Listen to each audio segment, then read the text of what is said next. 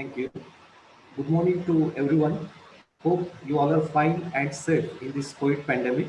This is a day one of 1 week online short-term training program on teaching learning pedagogies approved and funded by AICT Quality Improvement Scheme, AQIS, New Delhi, and organized by A.G. Patil Polytechnic Institute, Solapur, Maharashtra. On behalf of our institute, I, Naresh Patil, lecturer in Mechanical Engineering Department, would like to welcome chief guest for inauguration and today's speaker, Dr. Mrinal Patwardhan ma'am from IIT Bombay, Honorable President of Shanti Education Society, Sri A.G. Patil sir, Honorable Secretary of Shanti Education Society, Sri S.A. Patil sir, Campus Director and Principal of the Institute, Dr. M.H. Ogule sir, Vice Principal, Professor Jim Jekatia sir, Head of Departments, my colleagues and dear participants. Today we are initiating the third and final slot of STTP, that is from 7th September to 12th September 2020. We have already conducted 2 slots of STTP successfully with a huge response, and we are amazed with your response for this slot 3 as well, because within 2 days we need to close the registration link. In these 6 days STTP, we are going to listen about different facets of pedagogies by eminent speakers from academia and corporate world as well. These sessions are live on Zoom app and also on our institute's Facebook page. Now I request Dr. M.H. Ogule sir to formally inaugurate this STTP slot 3. Over to you, sir. Thank you, sir. Madam, good morning. Good morning. Welcome you again for Thank this you. third slot. Thank you. Okay. Good morning to all. Hope you are safe and taking care of yourself during this pandemic situation. Today's chief guest, Dr. Mrinal Patwardhan Madam from IIT Mumbai. Our Honorable President, Sri A.G. Patil Sir. Honorable Secretary, Sri S.A. Patil Sir. Vice Principal, J.M. Jekatia Sir. Coordinator of this short-term training program, Mr. S.K. Mohite Sir, and you all participants. I welcome you all on behalf of A.G. Patil Polytechnic Institute, Solapur, for this 6 days online short-term training program on teaching learning pedagogies approved and funded by AICT Quality Improvement Scheme, that is AQIS.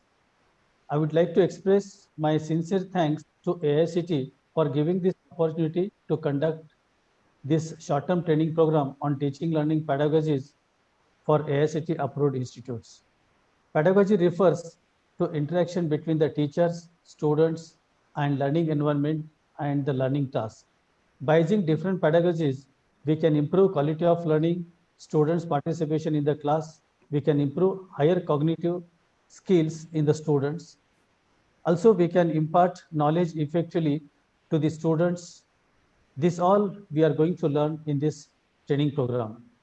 Already we have completed 2 slots of STTP in the month of July and August.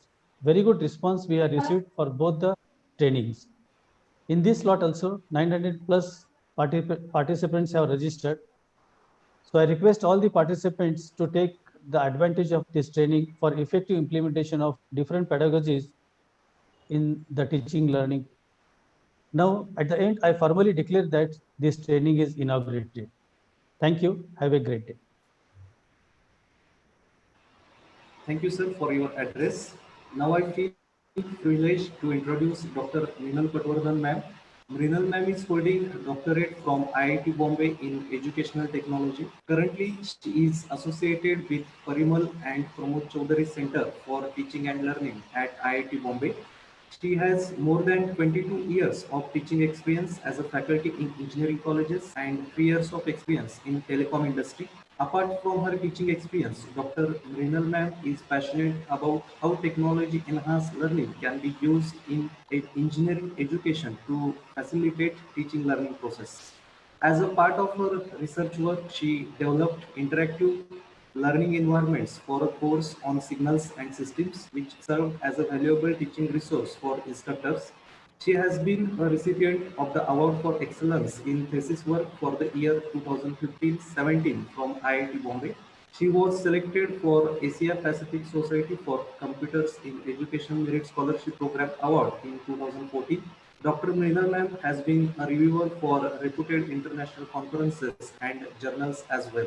More importantly, she has worked as a research person for a number of faculty development activities and is keen on building teachers' community for promoting effective teaching learning practices. So, such a great personality is going to guide us in today's session. Once again, I welcome you, ma'am, and request you to initiate the session on effective design for student-centered teaching. Thank you. Over to you, ma'am. Radha ma'am, you are in the big screen now. Yeah, I'll be sharing my screen now. Sure.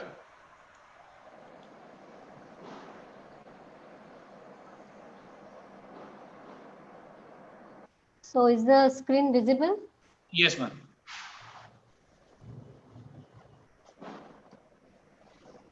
Okay. So warm welcome to all the participants. I take this opportunity to thank the principal, management, and faculty colleagues of Polytechnic Institutes for inviting me for this slot 3 of AICTE approved and funded STTP. It's my pleasure to be here with you all. So let me start with today's presentation, and the topic is effective design for student-centered teaching.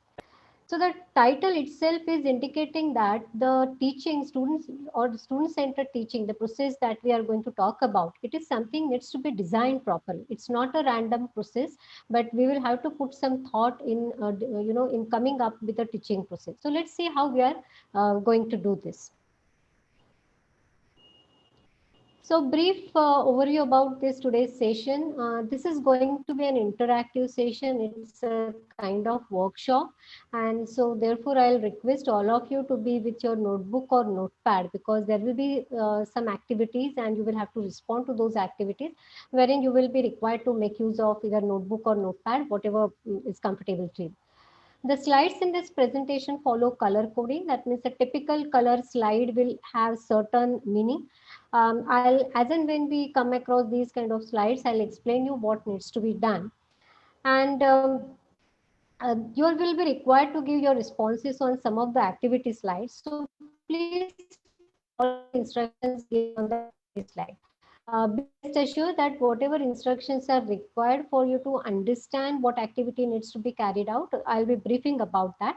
But the bottom line is it's going to be a highly interactive session, and I request all of you to be very participative in this session.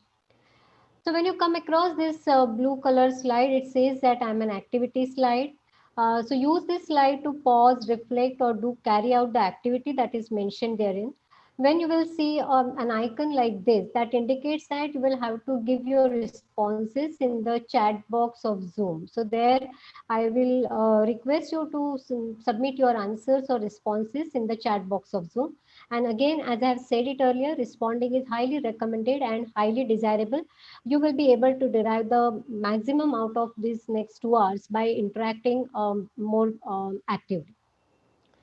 This green color or teal color slide will say that it's a takeaway slide. So whatever is the gist of the discussion, summary of the discussion, some important points, those points will be put up on this slide, so that these points or these slides can be useful, directly useful to you while you will plan your classes.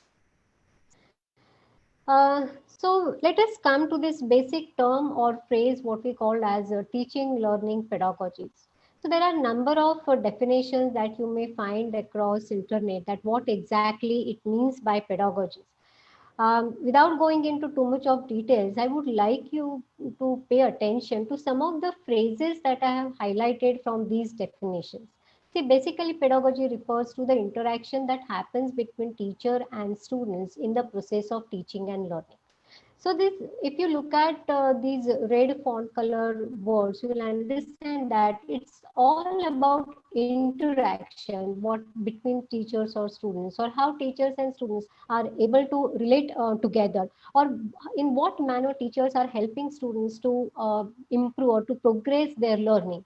So in short, the pedagogy is all about what happens between teacher and student, and not what only teacher does in the classroom, not only how students learn in the classroom, but it is more about the main focal point of this phrase pedagogies is what kind of interaction takes place between teachers and students. So we have to keep this in mind while we do any activity or any action which is related to teaching learning process.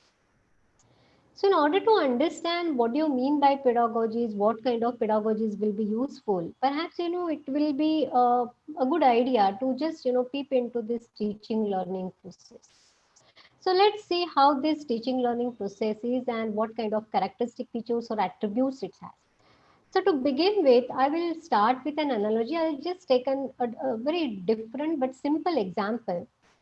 So the example is about building a bridge. So assume that you are a group of civil engineers and you have been asked to build a bridge. So A, B, C are the three people from this group, and A says, let us build the bridge from wood. B says, let us build the bridge from steel. And C says, let us build the bridge from cement. Okay. So they have been asked to build a bridge. Now here is a question that makes us reflect on these points which have been listed here on this slide. That does this discussion make sense? I'm sure even if you just spend fraction of seconds to think about this, you will understand, or perhaps you will agree with me that this discussion is baseless. It's not going to make any sense because unless and until we know what for the bridge is going to be used, what is the objective for building this bridge, it doesn't make sense even to describe or even to talk about what kind of material should be used or how the bridge should be built, isn't it? Right? So it's like asking whether a bridge should be built from wood, steel, cement, etc. without even knowing what the bridge is going to be used after it is built. So you really cannot start the bridge building process unless and until we have been told that what is the objective of this bridge, what for it is going to be used. So if we are able to understand this and appreciate this, I'm sure you will be able to understand the content which I'm putting on the next slide. Just let us draw a parallel between building a bridge and teaching a topic. Assume that you are a group of teachers, you have been asked to teach a topic. So A says, let us teach using chalk and board. B says, no, let us use PowerPoint presentation. C says, no, let us try to use question answers and have some discussion among the students. So all these methods, they are good methods, they are validated and approved methods, and they are quite, old methods of teaching learning process. But again, we come back to the same point that is this discussion making sense? If you quickly compare this discussion with the content which was put up on the last slide, you will understand that it's like asking whether a topic should be taught using chalk and board, PowerPoint, questions, discussion, or any other technology without even knowing what students should be able to do after learning the topic, right? So perhaps we are, aiming towards a very important point which has to be a kind of foundation of this teaching learning process. So this brings us to this question, how to design an effective teaching learning process. So here comes the blue color slide. Let us take an example. Assume that you are going to teach a course on digital electronics in the coming semester. Here, just for the sake of example, I am taking this course digital electronics. You may assume any course that you are going to teach. So according to you, from where does the teaching learning process start? Okay, so here is the question for you. You are going to teach a course on digital electronics or any other course in the coming semester. According to you, where does the teaching learning process start? So please write down your answer in your book, and some of you can post your answers in the Zoom chat box. Please answer in brief. You don't have to answer in detail. Just be very precise while you answer this question. Just simply try to share with others that according to you, what is your opinion, that where does the teaching learning process starts. So let us see what responses people are writing on the chat box. So please put your answers on the chat box. Okay, so here I am able to see some of the answers asking basic questions, start with syllabus, subject. I will try to discuss with students about their peer knowledge about the course. Again, there's the next answer is syllabus. Can I have some more responses? It starts with students. Okay, there is one response which I'm getting. It starts with COs and POs, previous knowledge. It will start from the syllabus, learning from books, course, objective, and outcomes. Okay.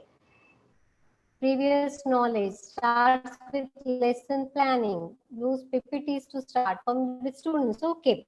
So I'm able to get what you are saying. So let us, try to go back to the examples that we were saying. The way bridge cannot be built just like that without knowing the objective, what for the bridge is going to be used. In a similar manner, if at all you have to teach, however small the topic may be, one really cannot start with teaching that topic unless we know that after learning that topic, what is that students are going to do, or what is the objective for students from this topic. Okay, so if you could look at this, you will understand that some of your responses could have been time, subject, allocate, first lecture, start preparing, etc. But it starts by answering the question, what is that students will be able to do after they learn a particular subject, course, or topic? Okay, so what is the objective of that topic? What is that I want my students to learn by teaching that topic? So actually, our teaching learning process starts from that point. Some of you have pointed it correctly in terms of you use the phrases like course objectives, course outcomes, program outcomes. So somewhat in a similar way, we should know what for, what kind of skills, what kind of competencies are expected in students by learning this topic. And that is something is going to stimulate or initiate the teaching learning process. So please note that it starts much before we enter into our classroom for teaching, right? So let's see how to go further about this. So this concept or this understanding brings us to this triangle of effective learning. There is a concept in educational technology or educational sciences or theories, which is called as triangle of effective learning.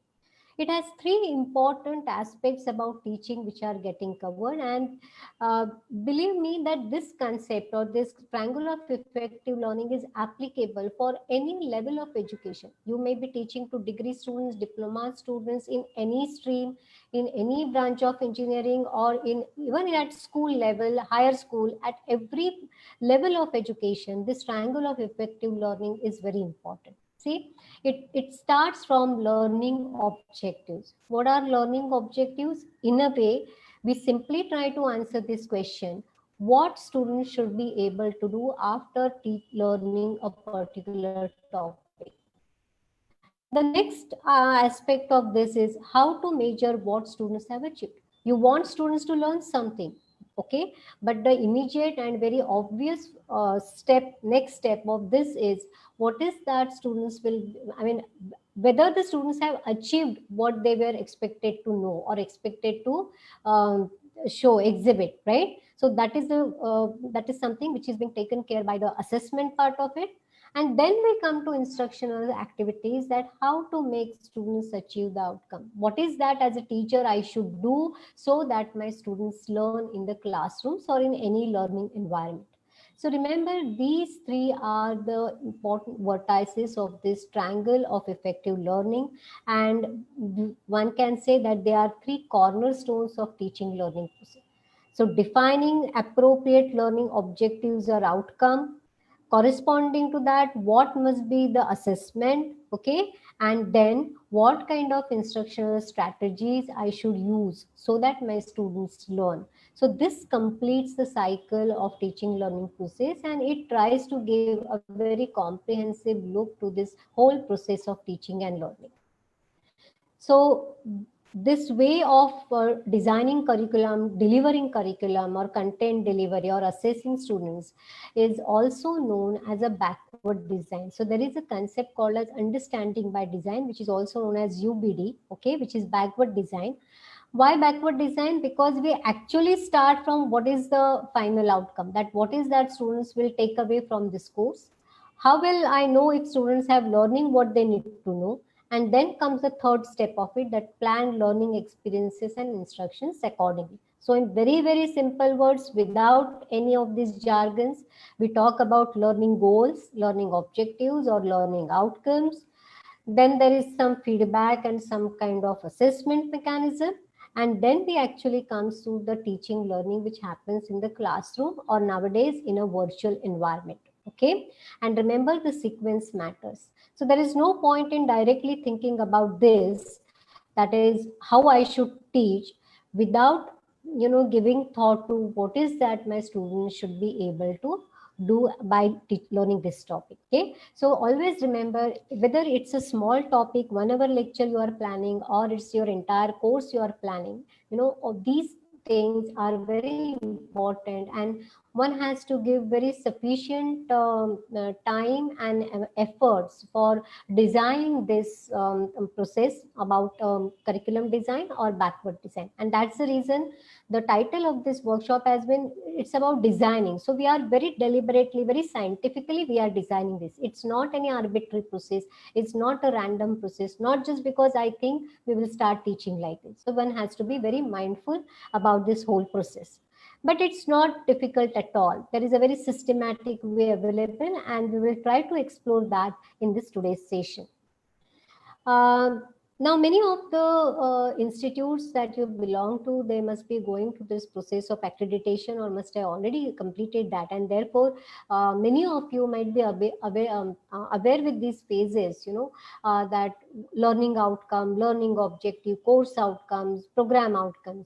So here I'm not going to go too much into details of the phrases or definition of it, but more at a different level, we will just try to understand that what kind of differences we have when we talk about these phases. So one has to keep in mind that these outcomes are at different granular level. So although they mean the same, but the level at which they are defined, they are different. So let's try to see how does this work. So assume that you have been you are going to take 1 hour lecture on, let's say, topic interrupts in microprocessor. Again, this is just an example. You could pick up very one small topic that you can cover in 1 hour's time slot. Okay, so what you will define in terms of what is that students will be learning at the end of this 1 hour. That is what we will we will consider them as learning outcomes or learning objectives. Okay. Now this happens to be just one of the topics from a course on, let's say, microprocessor and microcontroller, right? So when you define these kind of outcomes at course level, they become course outcomes. And again, this is just one of the courses that students study when they are enrolled in a program of electronics engineering, let it be degree program or diploma program. So when you define these kind of outcomes at program level, they are called as program outcomes. Earlier, they were also known as graduate attributes. So what kind of attributes a graduating student should exhibit? That is what you mean by program outcome. So please have a very clear distinction between these. They, in a way, they mean the same. Okay, the intention is same while we define them, but they can be defined at different granular level. It could be at 1 hour lecture level, it could be at course level, it could be at program level. Okay, so accordingly, you might have learning outcomes, course outcomes, and program outcomes. Okay, so based on this, now this is what is going to be a brief outline of our today's session: designing learning outcomes, why and how, designing assessment for student-centered teaching, and then designing instructional activities. So I'll be spending very brief amount of time on designing assessment because that's a topic on its own. Okay, then we will spend more time on how to design instructional activities, which are student-centered teaching. Okay. So let's move ahead. So now let us come to this concept of what we call as learning objectives.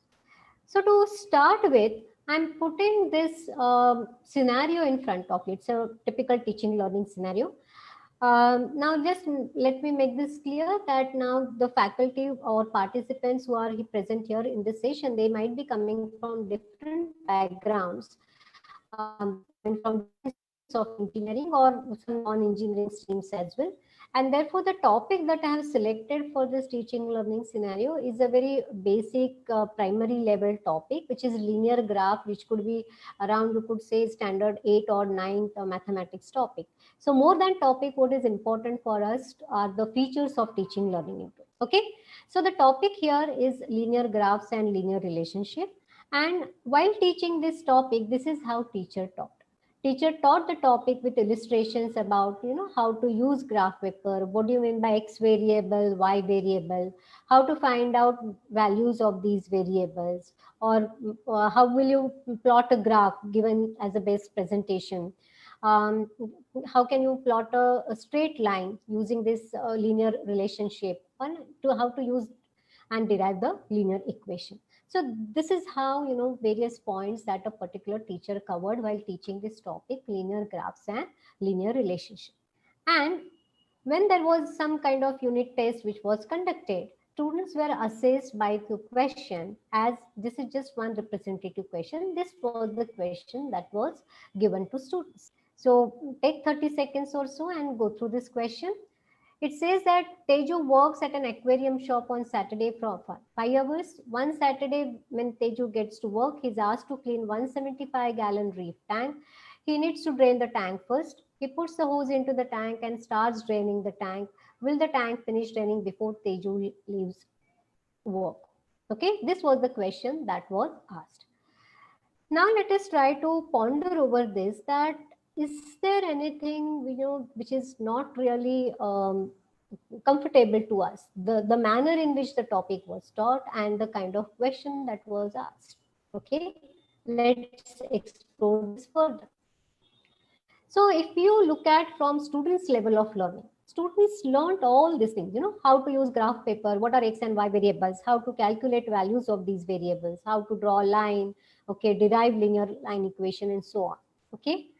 Whereas teachers' expectations were that students should be able to solve this question, which is actually on mathematical modeling, which is based on linear equations or linear relationship.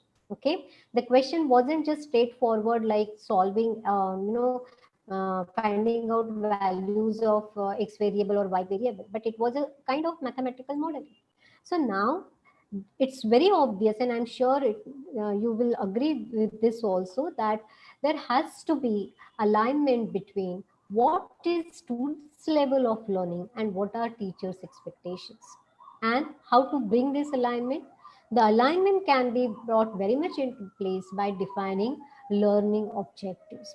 Okay, so in order to remove this kind of disparity or kind of you could say miscommunication between these two levels, one has to really go through this process of designing learning objectives very scientifically. So let us spend some amount of time in understanding what are learning objectives or outcomes. So see, learning objectives are goal statements, right? But there are some characteristics to it. They are student-centered, measurable performance outcome of student. So these three parameters you always keep in mind when we talk about learning objectives. First, point number one, they are student-centered. Point number two, it's measurable. And point number three is a performance outcome.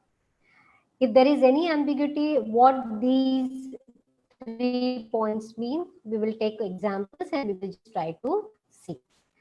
So let us say that you are teaching a topic on Ohm's law, again a very primary, maybe grade 6 or grade 7 physics.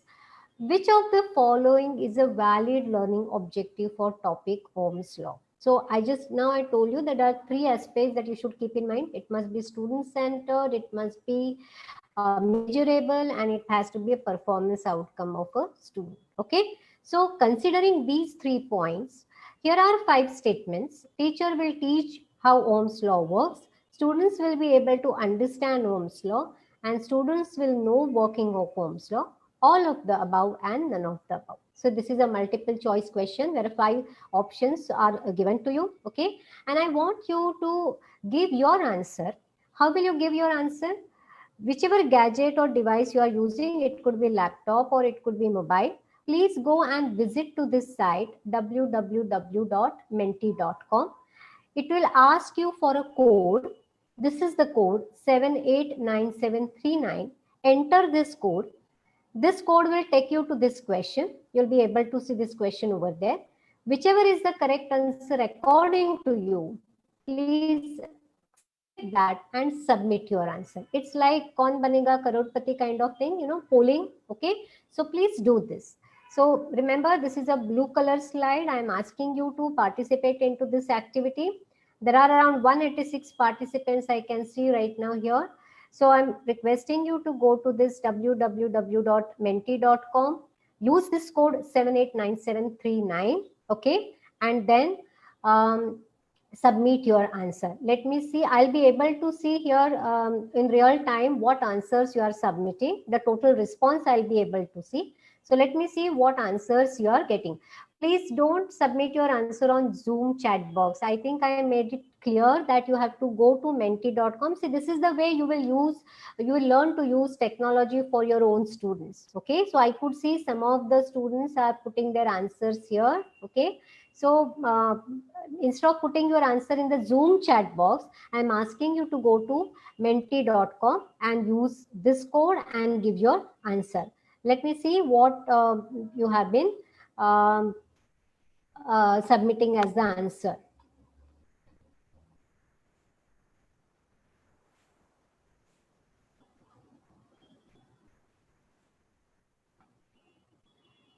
I'll just collect your answers and then I'll come back here.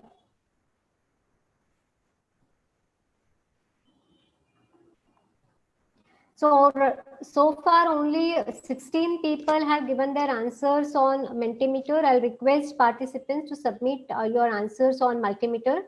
There are 17, at least let's have 30-40 people minimum. There are some 170 plus participants in the audience. Okay, please submit your answers. It's going to be an interactive and interesting experience. I'll share the screen how it looks so that you will understand, how it looks when you submit your answers. Are you able to see how people are submitting answers in real time?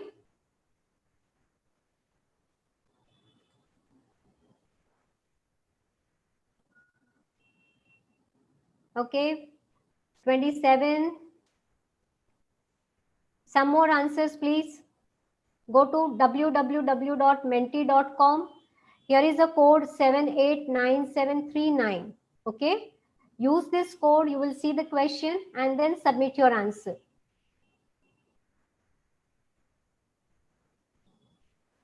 Let's wait for another 30 seconds.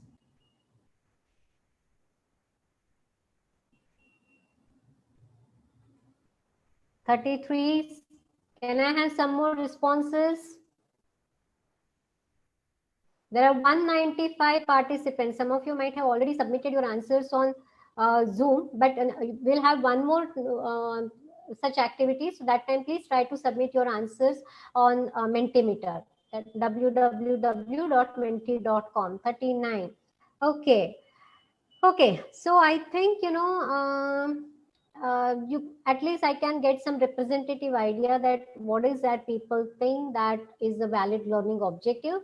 And I think most of the people think that all of the above is the correct answer. Okay, let's go back to the presentation.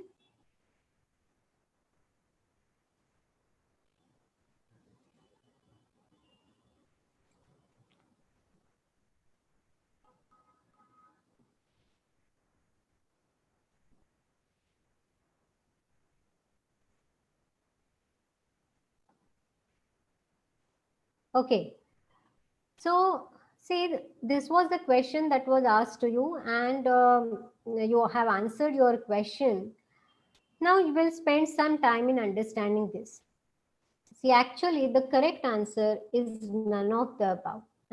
And actually, very few people have given this answer as correct answer. But let us see why is it so. Okay. See, teacher will teach how Ohm's law works. Now remember these three attributes that we have talked about. It has to be a student-centric. It's not about what teacher does. Statement doesn't talk what teacher does, but the statement talks about what is that students will be able to do. And based on this, the first option is certainly not a valid learning objective because teacher will teach how Ohm's law works. This is from teacher's perspective. It's not at all student-centric. Okay. So this doesn't qualify as a valid learning objective. Students will be able to understand Ohm's law. Now, many times, or rather most of the times, we are tempted to use this phrase, know, understand. Let us see what is the problem with this.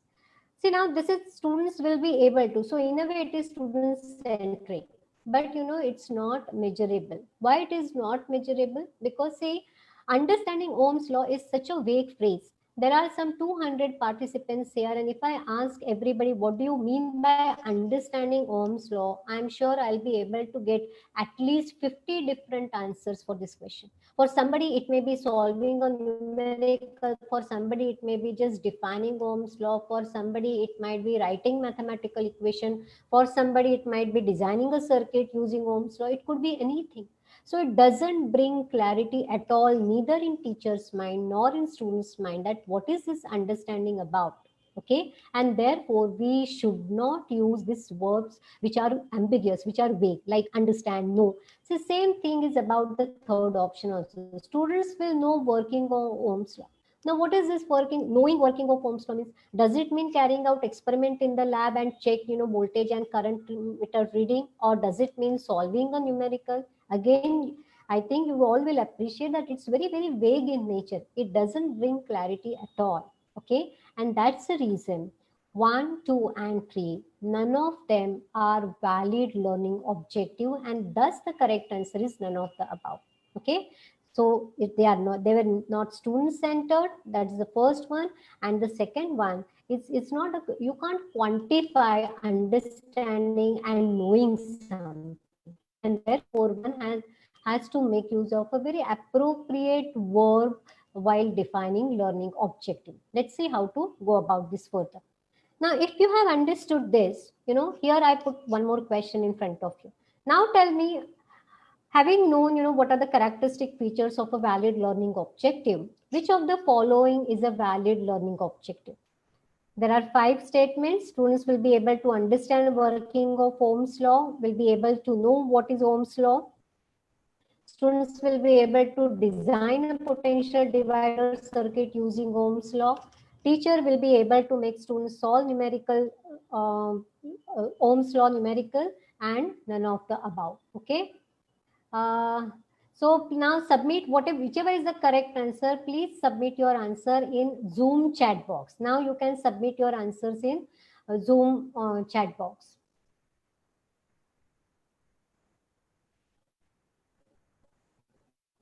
Let me see what people are responding.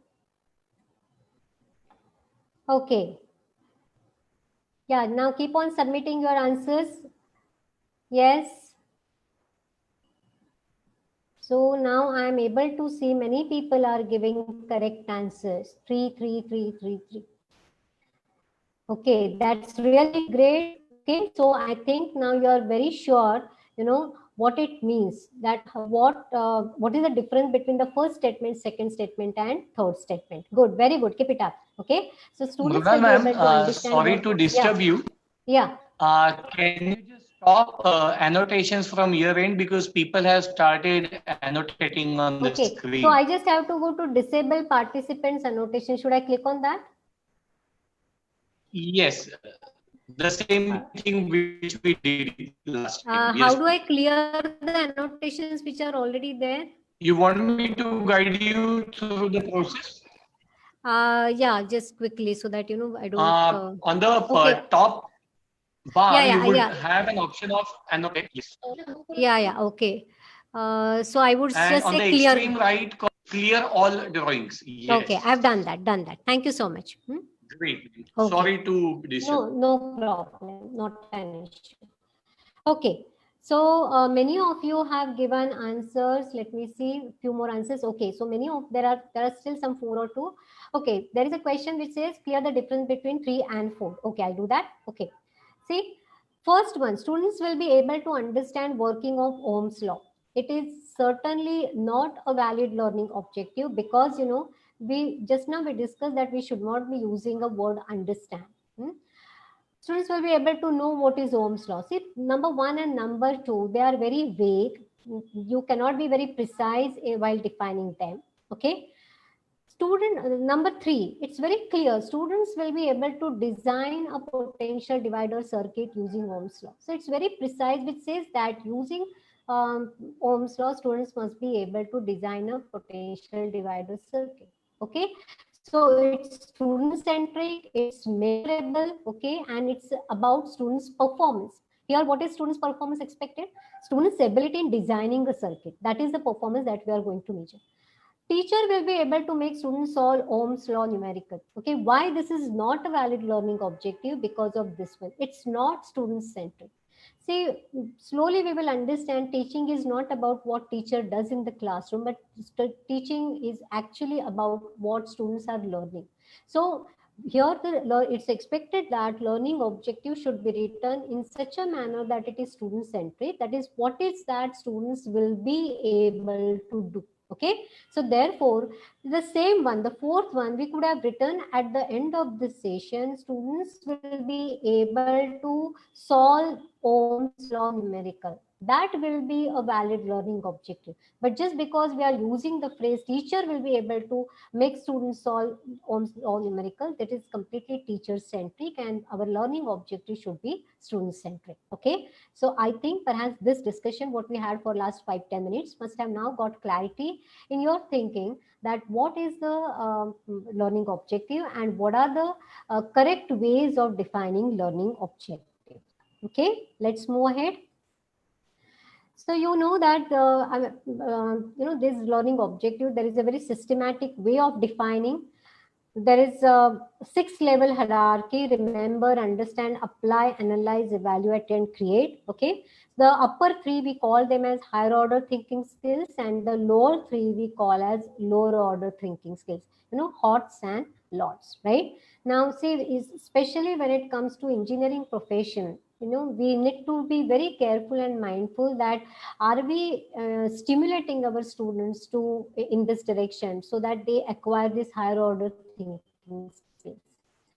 See, the reason is very clear. Suppose tomorrow your graduating students start working in the industry. Let's say somebody who has completed electronics engineering and has specialized in the area of embedded systems. Now, when that person joins in the industry that is about designing of embedded circuits, do you think that the student is going to get paid for remembering a particular architecture or for creating circuits or creating application?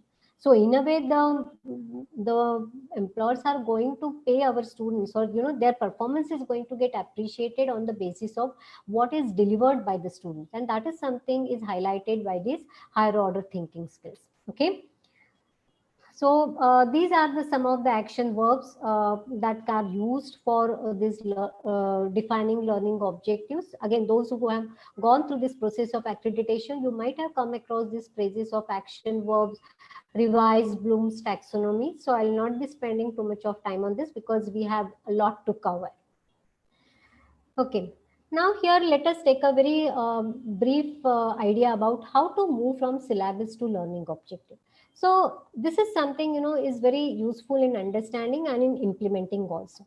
So let's say, you have to teach a particular topic, let's say some section 7.2 from some textbook. Now, what is the content given in the syllabus? Your syllabus may say current, voltage, Ohm's law, series, parallel circuit, power calculations, etc., etc. Okay. But we have to move one step forward and we have to define these kind of learning objective. So we will not restrict ourselves or here itself, but we will try to move beyond and we will come up with proper learning objectives which are defined here, where as you could see here, all of them are student-centered statements. They are particularly targeting a performance outcome, and they are all measurable. Okay, so one has to go through this process. For example, students will be able to define current and voltage. They should be able to state Ohm's law. They should be able to apply Ohm's law, and so on. Okay, so please keep this in mind, that this is the way you have to move from syllabus to learning objective, and you need to bring this clarity and precision in your own thinking as well as in students' thinking, that what are they learning. Okay, right? So let me just quickly summarize your do's and don'ts. So why we won't use understand, visualize, know how Ohm's law works, etc. Because they are not specific and measurable, and they need to be specific and measurable. So let us try to make use of more precise and specific verbs: identify, list, describe, and so on. Why will not say teach Ohm's law, show simulations, etc. could be learning objectives? Because they are not student centered.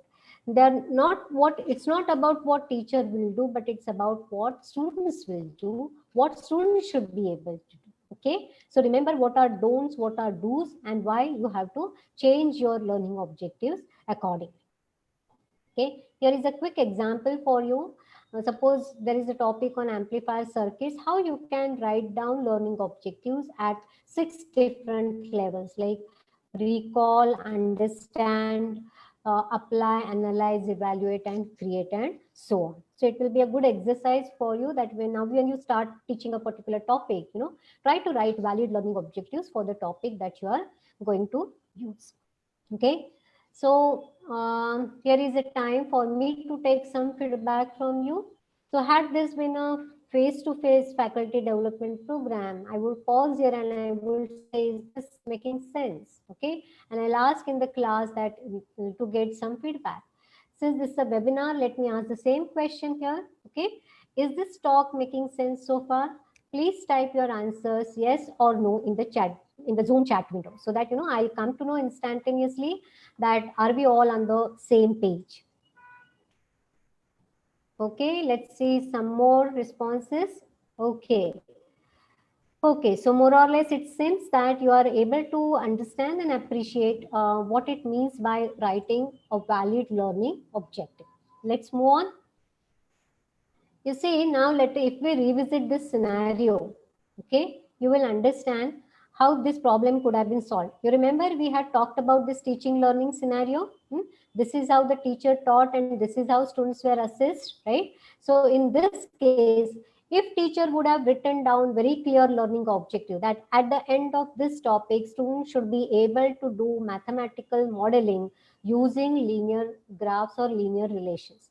If that would have been the learning objective written by the teacher or considered by the teacher would have changed her or his way of teaching, or the teaching learning instructional strategies would have got changed accordingly, and this misalignment which was existing between what was taught and what was asked, we could address this issue by writing a valid learning objective. So that's the power, or that's the benefit not only we derive as teachers, but also it is helpful for students as well.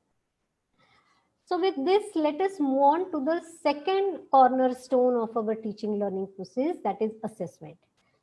Just to remind you, we talked about teaching learning process, we talked about effective triangle of teaching, and I mentioned that there are 3 important aspects or 3 cornerstones of this teaching learning process.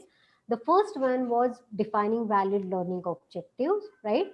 Now let us come to briefly to this assessment. Okay, so let's see what is assessment. Assessment, in a way, the different kind of exams that we conduct. So it's a process of collecting evidence of how much students have learned. So why do we conduct exams? We don't conduct exams to pass or fail students. We are trying to collect evidence of how much students have learned what they were expected to learn. That's the whole objective, basic objective of the process of assessment.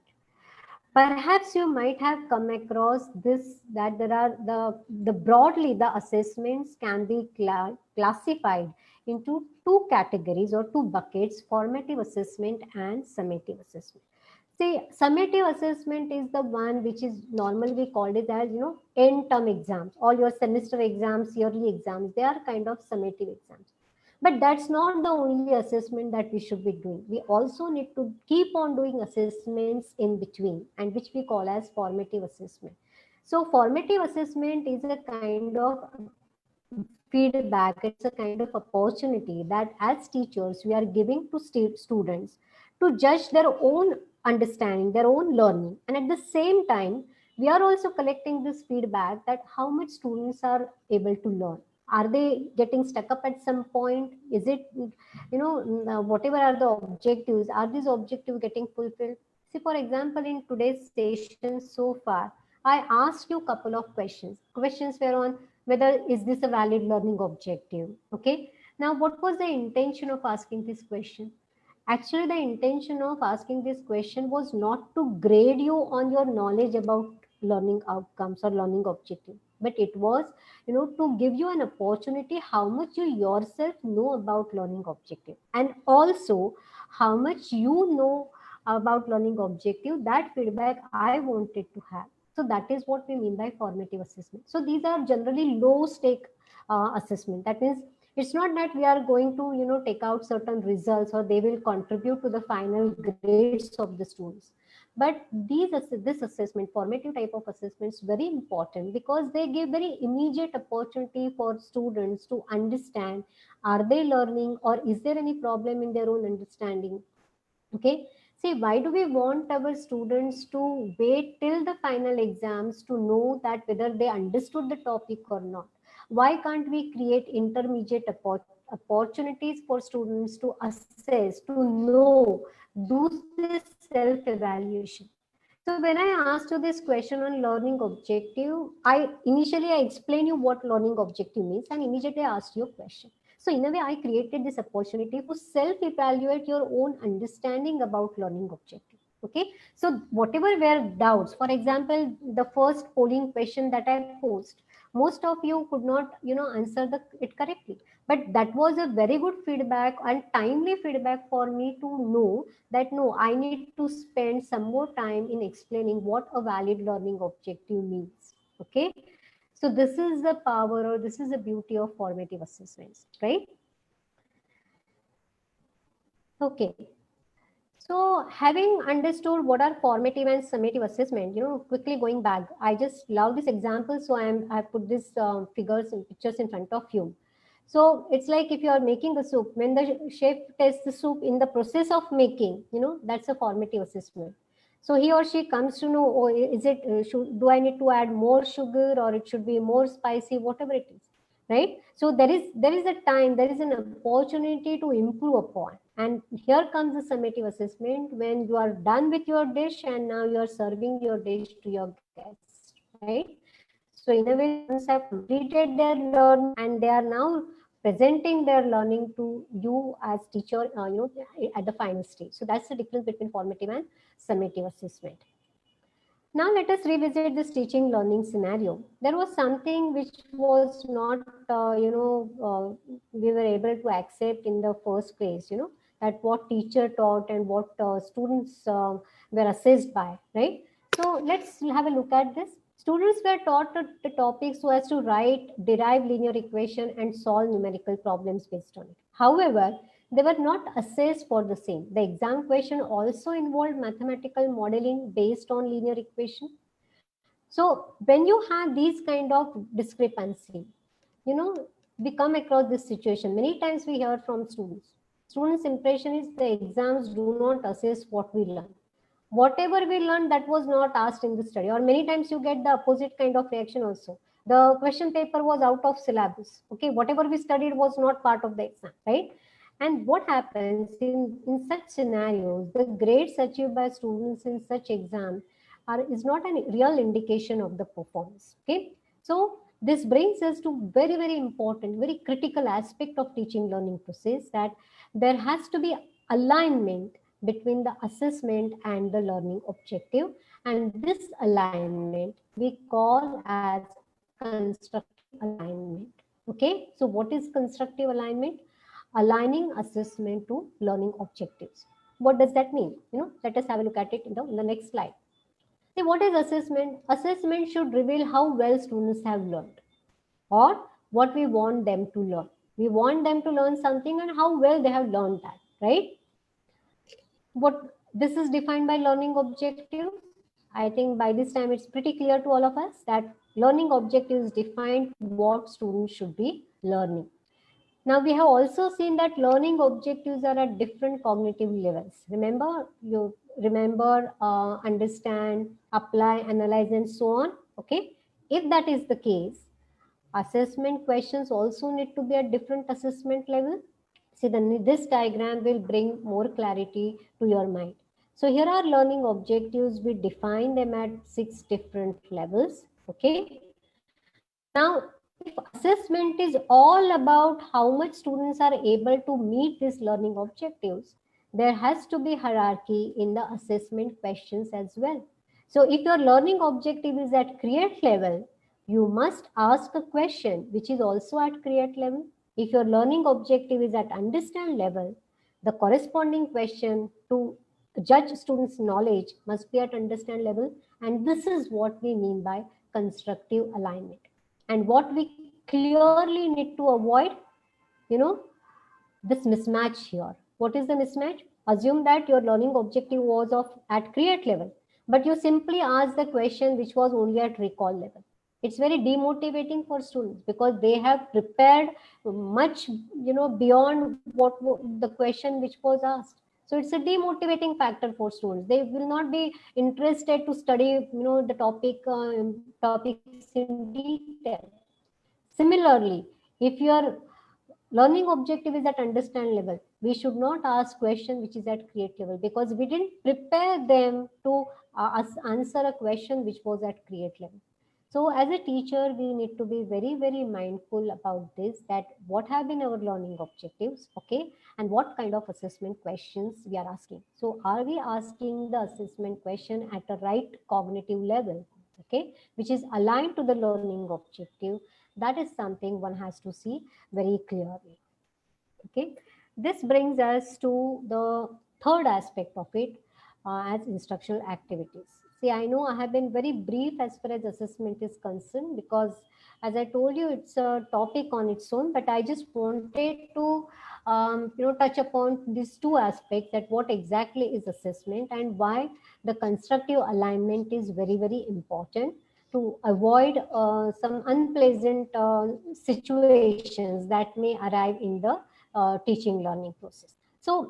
So here, we talked about learning objectives, we talked about assessment, although a brief one, but we did, touch upon the basic aspects of assessment. And now let us move on to instructional strategies. Okay.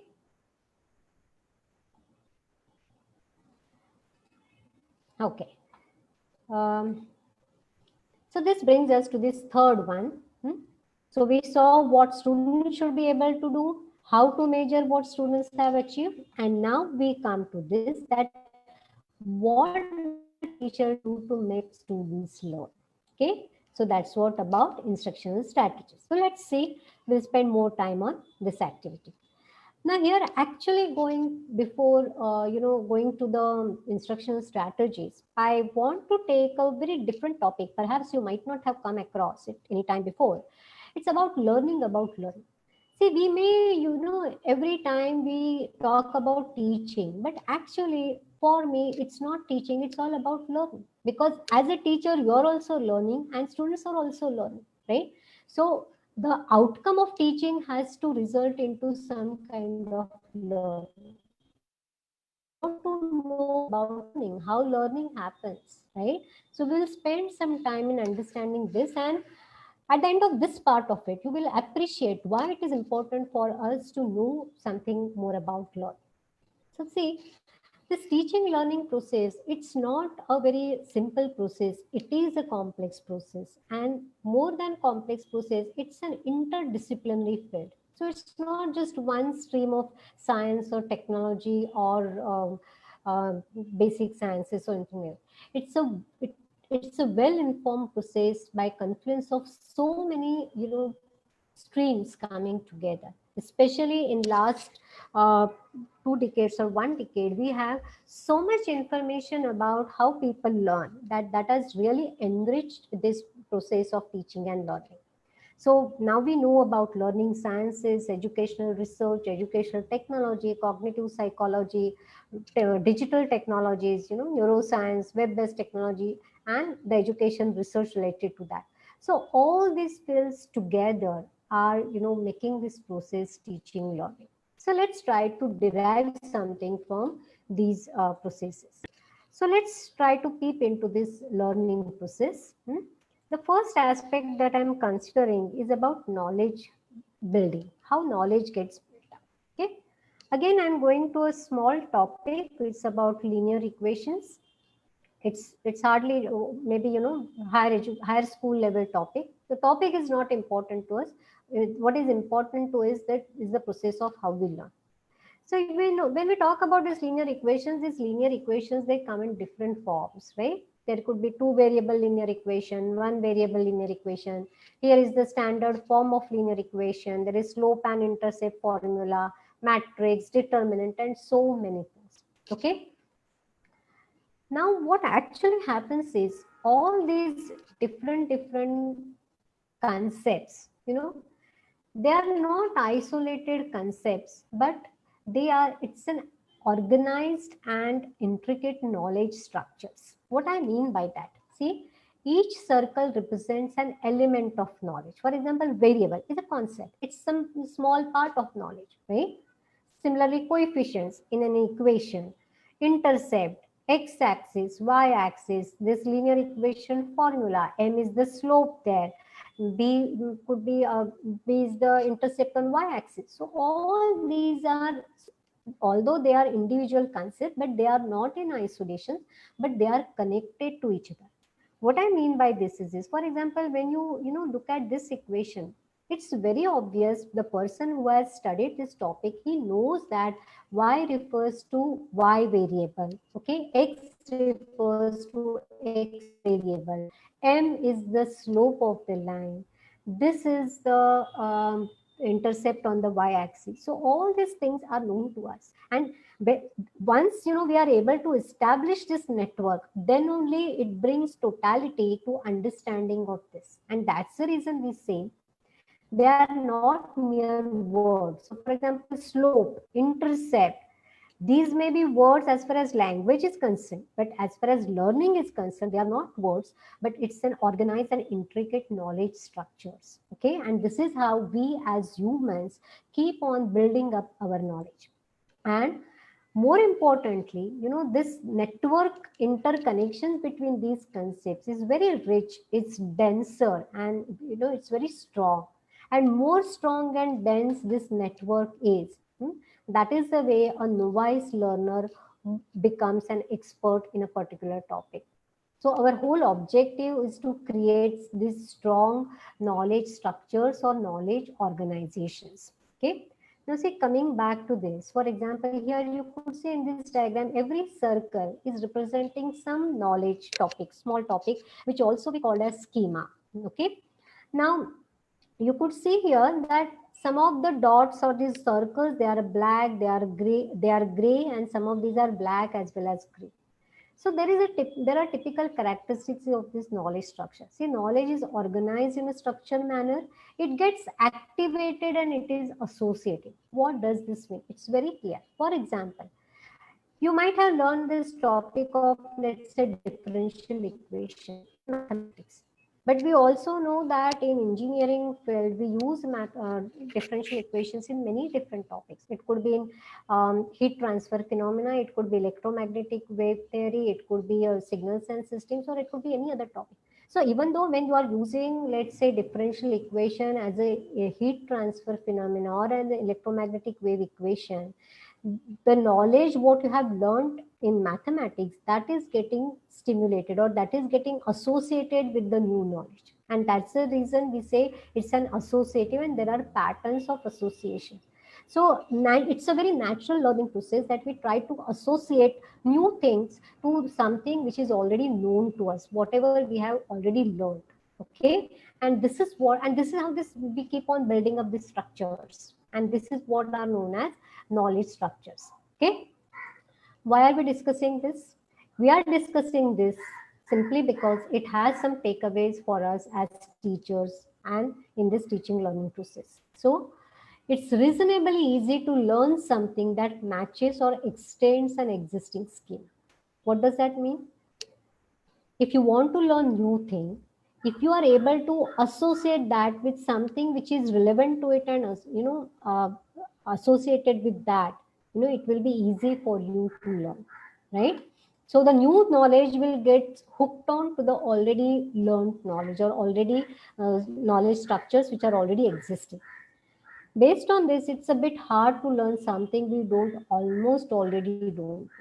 Okay, so it's always easy for any learner to learn something new when it is presented in such a manner that it is presented as an extension or interconnection between already known knowledge. And that's the reason, we talk about what is the prior knowledge, what is that student should know to know topic X. Why we talk about this, or in many times you will see in your syllabus or in your curriculum also, you will find that for any topic or any course, it is written that student must have completed so and so course earlier. Why do we write this? Because we know that this new knowledge what students are going to get, that will be gained in much easier manner, provided, we are able to connect it to what is already known to us. Okay, so it is better that new information should always be presented in a context that is familiar to the learner or reader, and the context should be established first. Give context, ensure that prior knowledge is already known to the students, and then introduce the new topic. That's the reason I wanted to touch upon this notion of knowledge organization or knowledge structure, because that is how we as human beings learn. Okay. Let's move on to another important aspect, right? Which is chunking. Now we are really going to do a very interesting exercise. Now what is going to happen is here, on the next slide, I'm going to show you a string of numbers, just digits, numbers. So it will be shown to you for a very brief amount of time. Look at it, read it aloud to yourself, look away for 10 seconds or so, and try to write down that string without looking at it. Okay, so I'll show you the string for very brief amount of time. I'll take that slide away. Okay, and then I'll ask you to recollect whatever was that string which was there on that slide, and then post your experience in the chat box. When I say experience, instead of putting down what the string was in the chat box, I will appreciate, or rather I would prefer you share your experience. That means, were you able to recollect all the digits those were in the string, or you could recall only a certain part of it. Okay, so share those experiences on the chat box, because the next exercise is based on or is dependent on the experiences that you will share on this chat box. Okay, so I quickly revise what is expected. On the next slide, I'm going to show you a numbers for a very brief amount of time. I will take away that slide, right? And then I will ask you to recollect that string of numbers, write down into your books, okay? And then share your experiences on Zoom chat box, okay? So here you go.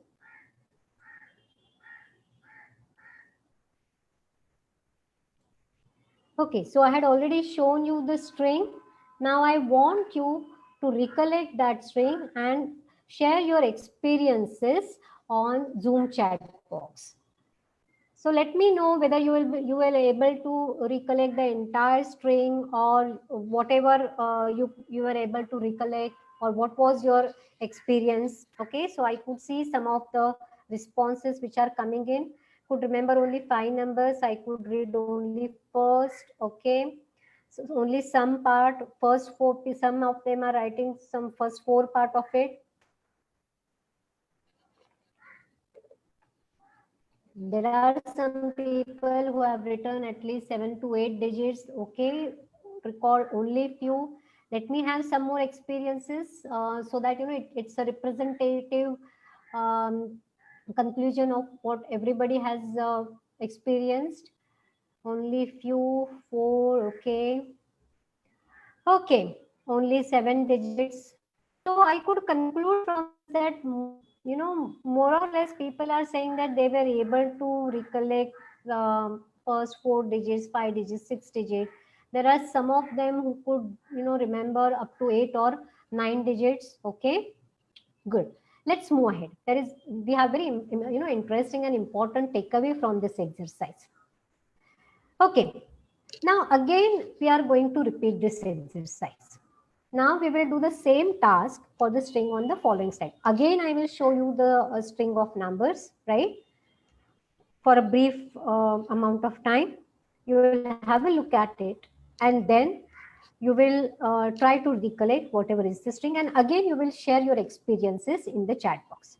Now this time, when you share your experiences, I would like to have some kind of comparative analysis that this time's experience, is it same as that of your first time experience? Is it different? If it is different, in what way it is different? That kind of feedback I would like to hear from you. Okay, let's move on.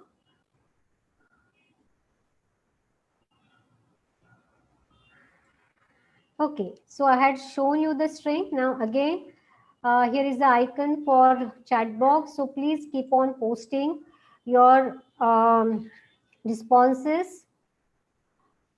Okay, so see, more than digits, I'm interested in your qualitative experience. That was it easy? Was it difficult? What would you say? More than last time. Can remember 2 blocks. Okay, so somebody has come up with a phrase called as block. Very good. Better than before. When numbers are in couple form, it is easy to remember. Okay, was easy due to space, right? Okay, it's easy to remember to keep in segments. Easy more than before. Only block to remember. Okay, grouped so easy. When we group them, it becomes easy to remember. Okay, so I think you all are on right track. Very nice interaction.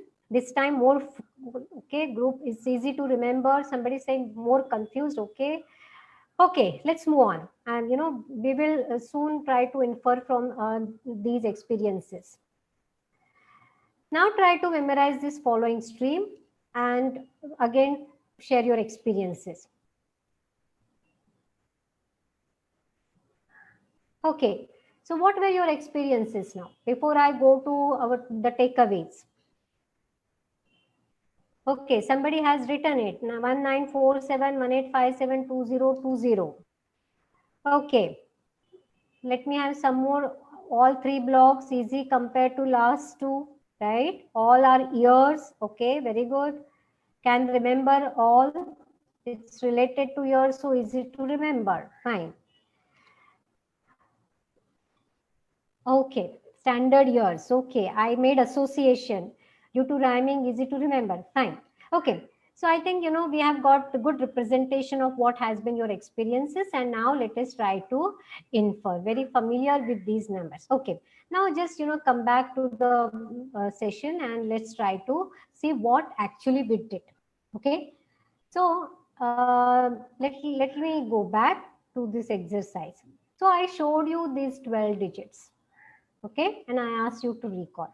In the next exercise, they were same digits, but only thing, instead of presenting that as a string of 12 numbers, I presented you in the form of chunks, okay, segmented sections, 3 such sections, each having 4 digits into it. 352974310485. And perhaps that's the reason many of you said that it was a bit easy, it was grouped, okay, it was segmented, all these words, blocks, all these words you people used. So that this one action made your your exercise a bit easy. Then what I did was, now here also they are say 12 numbers grouped in 3 blocks, but now the numbers are different. And when you go through this 1947, actually it was not 1947 for you, but it was like 1947. It was like 1857. It was like 2020. Okay. So you could very easily associate these numbers with something that you already knew. You have a very strong association in your mind for these numbers. Okay, 1947 or 2020, and you could very quickly associate these numbers with that, right? So what is this all trying to tell us as far as teaching learning process is concerned? So what we did in the second attempt, we created chunks. We created sections out of it. Instead of presenting something at one go, we partitioned, we created partitions into it. That is what we call as chunks. So this chunking helps students in learning. Okay. It is easier to remember or acquire new knowledge when presented in chunks. And that's the reason your second experience was easier as compared to first experience. Also, when related with what is already known. So your third experience was further easy because you already had some association, some inputs, or it was a kind of acquired knowledge for you as far as those numbers were concerned, like 1947, 1857, 2020, and so on. Okay, so remember, these are very important aspects that we have to keep in mind as a teacher and as well as a learner. So when you also are trying to learn something new, try to make use of these strategies, and that will make your learning more effective and enjoyable. Okay. Okay, so again, it's a time for me to take a feedback. So is this talk making sense so far? Please type yes or no in the chat window. Let me have a very quick feedback.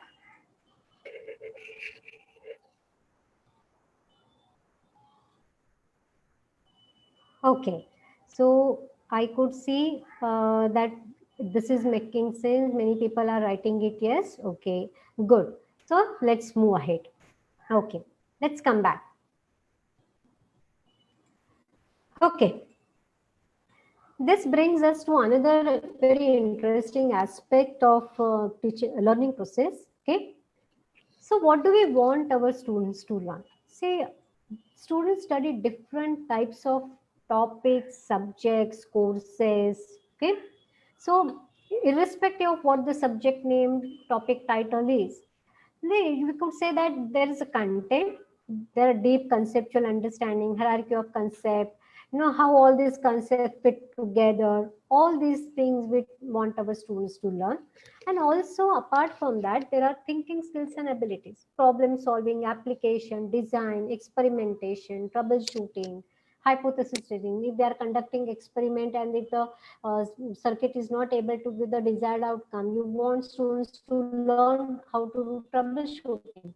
If it is a software program, the code is not working properly, you want them to debug that, right? So all these kind of various skills and abilities and content we want our students to learn, right? So now the question is, how do we help our students learn all this? What should we do as teachers to help students in this learning process? Okay. So here is a reflection spot or this activity slide. What we are going to do is think about one activity, what you feel you excel at doing. Okay.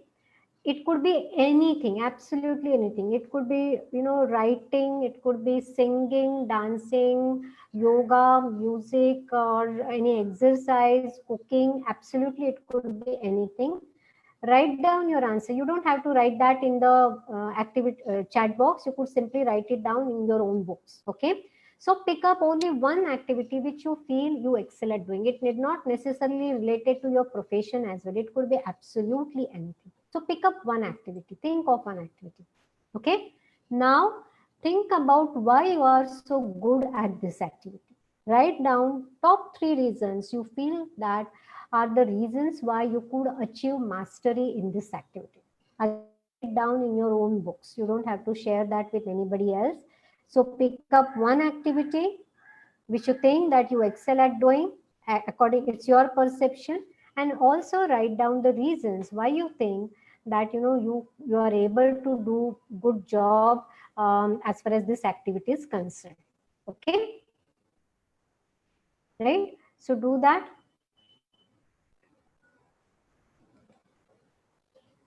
Okay, so I assume that you have picked up one activity and you also have written down the reasons why this activity, why you are able to, be expert in this activity. Okay, so now I'm going to guess the reasons why you are expert in this activity. So one of top 3 reasons are likely to be practice by doing it more often and experience. So it's no trade secret, it's no rocket science. We all know the way to excel in doing anything is by doing it more often in a correct manner, by practicing it more, by doing it more often, by taking more and more experience of it. Am I right? Okay. So it was very easy guess and very straightforward guess for me. So do you feel that you could have gained such mastery only by listening to lectures on this topic, right? Just by watching videos on YouTube, you are not able to become an expert in singing, dancing, cooking, or electronic circuit troubleshooting. You're not going to become good in that or expert in that, right? So you are going to become expert only by doing that thing more often.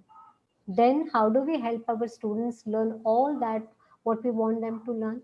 I think the answer is very straightforward and very clear, that learning by doing. We have to give our students more and more opportunities for doing things. So let our students take experience, and as teachers, let us create opportunities for facilitating this experience wherever it is possible. Okay. So what are the takeaways as far as teaching learning is concerned? People do not learn what they receive. People learn what they retrieve.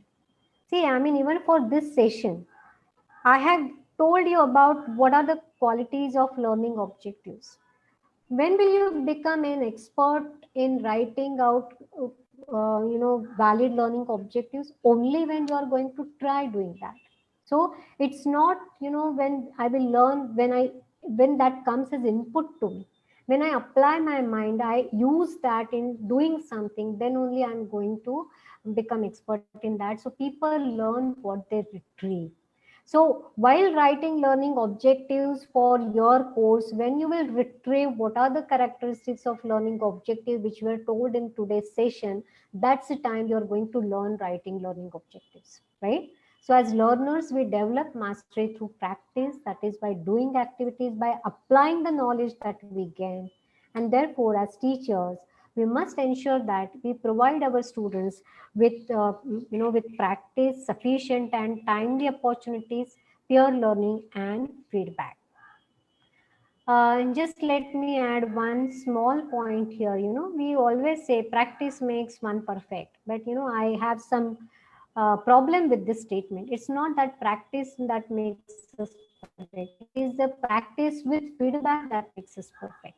What if we keep on practicing a wrong thing? Suppose there is a typical way of solving one particular example and I'm solving it wrongly 10 times, 15 times. Is it making me perfect? No, it's certainly not making me perfect. What will make me perfect? When I solved it wrong for the first time, if I get feedback then and there that my method was incorrect and this is the correct way of solving correctly, and then when I start practicing, that is going to take me towards perfection or towards more correct answer, right? So therefore, that's the reason I have also introduced this sufficient and timely opportunities and feedback. So that is something also is an inherent part of this teaching learning process. Okay. So the bottom line is we have to give sufficient opportunities for our students to do it, but learning by doing. Say for example, if you look at today's session, if I would have asked you, do you all know what are valid learning objectives? I'm sure everybody would have written, had it been a face-to-face interaction, everybody would have nodded their heads, and in this virtual environment, everybody would have written yes, yes, yes. Okay.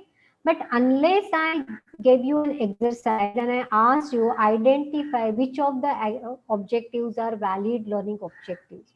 So it was that activity which actually, bring more clarity or brought more clarity to your mind that what are the characteristics or attributes of a valid learning objective. So which is a valid learning objective and which is not a valid learning objective, that point became very clear when you apply your own mind to the statements that I showed you on the screen, and you decided to apply the attributes of learning objective to the statements that I showed you. If we would have missed this opportunity, I'm 100% sure that many of you perhaps would have had this misunderstanding about this learning objective. Okay, so that's the power, or that's the strength these activities carry, and immediate, they create good learning opportunities. So let us try to design more and more such learning opportunities for our students. Okay, now having spend the time on knowing something about learning, now let us see how do we all bring this together to plan our instructional activities. Instructional activities is something that actually what we do in our classes. Now it could be face-to-face class, or in today's scenario it could be virtual class, but the basic concepts remain the same. So what we actually, the kind of designing you will do for your face-to-face classes, almost on the similar lines you need to design your online classes as well. So this is how your typical 1 hour lecture should look like. This is a visual representation of what your lecture should look like. So assume that this is your 1 hour. This horizontal line here, assume that it's a time axis, which is your 1 hour span. You are going to deliver a lecture for an hour. So there are certain sections into it. There are certain parts into it, right? So which means we are expected to carry out different things while or different with different objectives throughout this 1 hour. So let us try to see what is this all about. So this is what we called as bookend lecture template. See, visually it looks like a bookend. Bookend is the kind of support that we see in the library when you are keeping your books in a stack in an arranged manner. We try to put that at the end of it. So that is what is called as bookend lecture template. Okay. So it has first part, which is called as advanced organizer. Then you have a lecture, some activity, lecture, some activity, lecture. Okay. And it has to end with 5 to 6 minutes of summary. Now, let me make this very clear here itself. These time durations are indicative, they are representative ones. It may differ from topic to topic, students to students, course to course. So it's not hard and fast that after every 10 to 12 minutes, abruptly you have to stop your lecture and you have to give activity. The bottom line is, the point that we are trying to make it here is that please do not go on lecturing continuously for entire lecture duration. That is not going to be effective at all. Okay. So find out appropriate logical breakpoints, introduce some kind of activities during those breakpoints, and that will have more value to you as a teacher, and it will have more value to your students as far as their learning is concerned. Okay.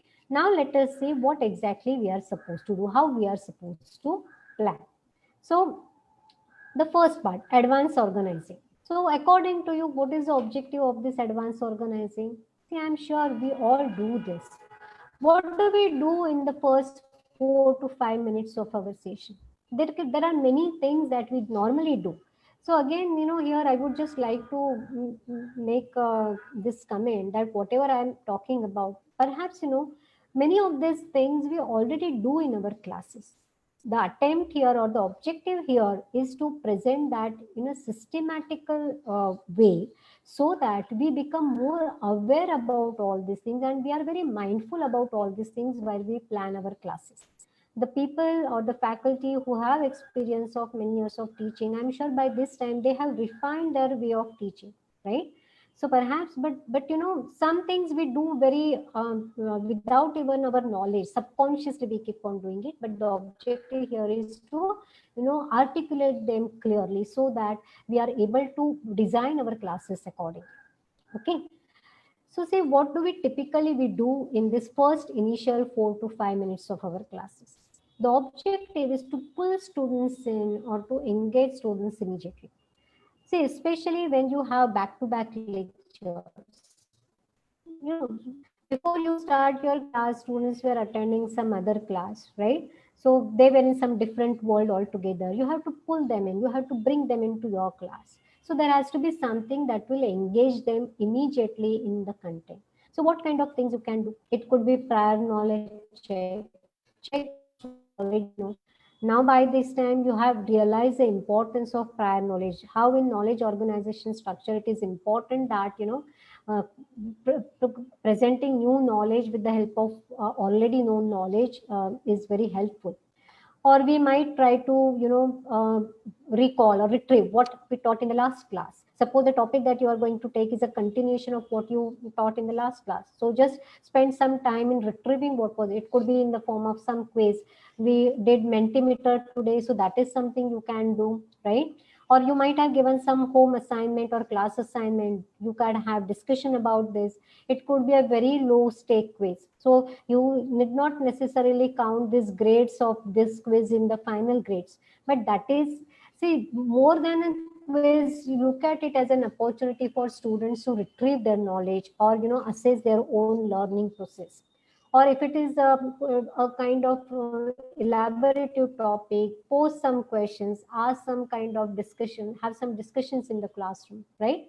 So you could be as creative as possible how you want to engage your students immediately into the subject or the topic that you are going to present in the next 1 hour. So that is what you mean by advanced organizer. Again, the bottom line here is, or the summary or the gist of this point is, don't start your lecture immediately. Have this initial part of the lecture and then start with the actual content delivery, right? And why we are doing this, remember, we talked about knowledge organization structure. So it is important, this advanced organizing is important from that point of view, or that aspect of it. Okay. Now comes the question, what is that we should be doing, as far as lecture is concerned, the actual content delivery is concerned. Okay. Now here is a question for you. We will be using Mentimeter for this, so please don't put your answers in Zoom chat box. So question is, which of the following options, if I use during my lecture, will make my students learn actively? I often pause to ask students if they understood the material. I allow students to interrupt whenever they have doubts, resolve their doubts before proceeding further. I never hesitate to answer their questions. I give them an activity to do in the class, provide feedback before proceeding further. I pause and show them demos, videos, and simulations. Okay. So the question is, here are 4 statements, 4 kind of strategies that normally we use, right? So according to you, which of the following options, if I use during my lecture, will make my students learn actively? And these are the options: B and C, C only, C and D, and all of the above. Okay. So go to www.menti.com. This time you will have a different code. So the code will be 1555280, just like you did in the last time. Similarly, visit this URL. It will ask you for a code. Write this code. It will take you to this question. Select your answer and submit your answer. And I will see here in real time. Okay. So let me see what responses you are giving.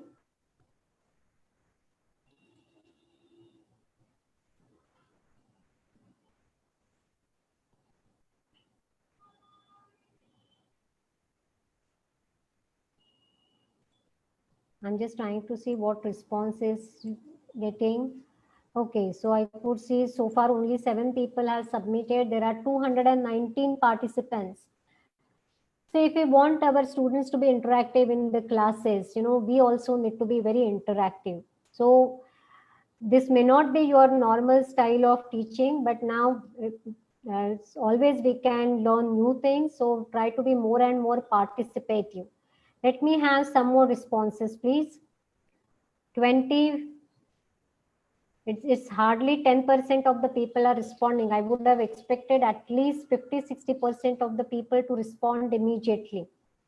I could see some of the people are also responding on the Zoom chat box, right? So if you have any technical issue accessing this menti.com, it's okay. You can submit your responses on this also. Okay. Okay. So 28 responses here. Okay. So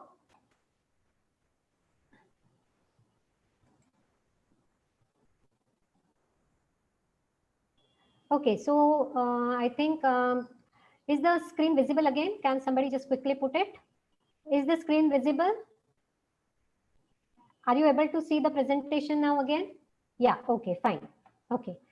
So most of you have said 4 as the correct answer, all of the above. Okay. Now let's see what is the correct answer. Just so back here. See, actually the answer is C only. Let us try to see why it is so.